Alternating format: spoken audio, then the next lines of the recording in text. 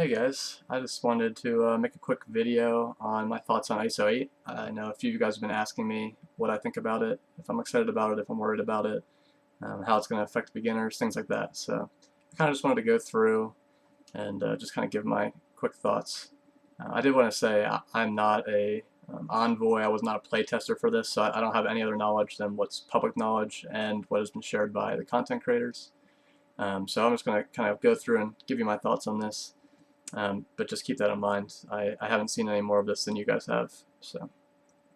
So last year they tried a played test, and apparently the feedback was pretty negative about the whole system, and so they pretty much, my understanding is they pretty much scrapped it and made a new system. And from what I've heard, it sounds like it's a lot better, and so that's awesome. I mean, it sounds like they've taken the feedback of the players and looking at other games and what they've done wrong and things like that. So I think that's pretty cool, and just in general, I think since I've been playing this game, I think this game's gotten better. So that's something that makes me excited about this coming. So what is ISO8? They describe it as something being similar to Gear, and I think from what I've seen, it definitely reminds me of Gear. It seems like it's similar where there's kind of levels, and as you increase levels, it costs more to get up to the higher levels, and those levels are increase your stats more and things like that. So it definitely seems like it'll be a similar like bottleneck to Gear, but it sounds like it'll be a little bit more exciting than Gear because it'll have more customization to it. So that's pretty cool. So the way this is going to work is there's 5 different core attributes, same as Stark Tech. So each one of these is going to be, focus, resistance, damage, health, armor.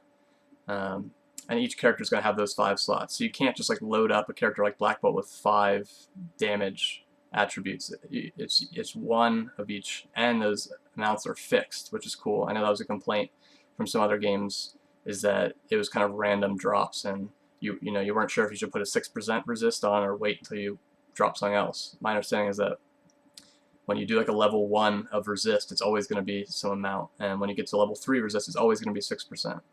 So I think that's pretty cool. And then it sounds like there's going to be, you got to farm for each of the different traits.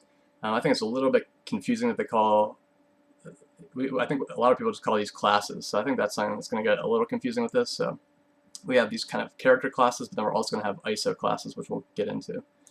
But so overall, I think that's pretty cool that it's kind of like a fixed amount like Gear is. And then you can see here, level 3 costs 9. I think someone showed level 2's like 3, and level 1 is 1. So it like increases exponentially. So I think 5 was like 81. So it's definitely going to be something that you need a lot of. It's going to take a long time to get your characters equipped to the highest levels. Let's see. So then the way this works, I guess I think something else.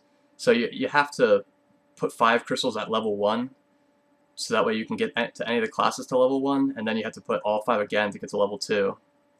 And then you have to choose your class. So you have these 5 ISO classes, and you can switch between them, but once you've like ranked up to 1 or 2, then you're kind of on hold there. Like you can't take that gear off and put it on some other character, but you can switch between these classes. My understanding is you have these ISOs or something they call them, and when you switch classes, you do have to spend, it's like a one-time spend. So say you were like a Healer 2 and you move to Fortifier 2, you'd have to upgrade from 1 to 2 using ISOs. But then if you switch back, it won't cost anything else. So that seems interesting that you'll be able to switch between the different classes. So I could see this being helpful for, say you have a character that you use in Arena and War and Raids. Maybe for Arena, you use them in one class, but for Raids, you switch them to something else. So I can see that some pretty cool theory crafting there.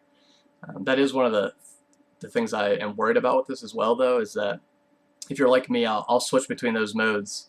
Like I'll do an arena battle, and then I'll jump into war, see if there's a spot available, and then I'll go raid, and then I'll go back and do an arena. If I have to switch my characters between the classes to like have the optimal build for them, then that could be something that's pretty time consuming, and I could definitely see that taking away from just this overall addition to the game. But overall, I do think it all sounds cool, and I do like the theory crafting aspect of it. So here's the 5 classes. There's some information out there about what each one of these do. I won't get into that here. But here's an example of like barrier self. So that's pretty cool. And then yeah, as they get upgraded, they get stronger. So that's pretty neat. You can see, yeah, 5% healing, and then gain 10% health, and then extra healing. And then new addition is going to be this bullseye that you see. That's cool. It'll be a campaign, which I'll talk about a little bit more too. I think I personally like that, and I'll go over that as we get into the Q&A. So yeah, I think they did a pretty good job with this Q&A of just kind of getting ahead of some of the questions that people are going to have. So stats are not randomly generated. We already talked about that. I think that's pretty cool. So it'll make it similar to what you already see in gear, where you don't really have to think about, is this the right time to equip something? Like, am I gonna get a drop where it would be better to wait and it would give me more percentage damage or something like that. So I think that's cool. I don't have much experience with this speed aspect, but apparently people said that kind of ruined some other games, so I'm glad to hear that they're not planning on doing speed right now. I think this is probably one of my favorite aspects of this whole thing in general, is that it won't require gold. Gold is pretty much a bottleneck for every other aspect of this game. You need it to level up your characters, you need them to rank up your characters, you need to buy orange uniques, you need to buy orange mini uniques, you need it to do tier 4 upgrades, gear, everything. So I'm very excited to hear that you will not need gold. So this will be a separate bottleneck from that, and I think that's awesome. So we mentioned this a little bit. Characters can change classes, so they can kind of switch back and forth, and once they've been at that same level, you can kind of switch back with no cost, it sounds like. So that'll be cool. As of now, you cannot move them between different characters. So personally, I think that's better. I've heard complaints from other games where you have to spend a lot of time moving ISOs between different characters for different modes and stuff like that. So I personally kind of like that they're locked in like gear. Will the system add significant time to daily play? They say no. I brought up a concern where I think it could if you like to play optimally. So that's still something I am a little bit concerned about. I think there's some ways to get around with it, and it's also just, there is some like theory crafting that makes it fun too. So I'm not sure exactly how I feel about it, but I do think there could potentially be some extra time there. So we'll see what happens with that. But if it's anything like just similar to the other campaigns, I don't think those are very time consuming at all. So I don't expect that to be too much there. And then they talk about the health bars and then the ISO8s going into the PvE environments.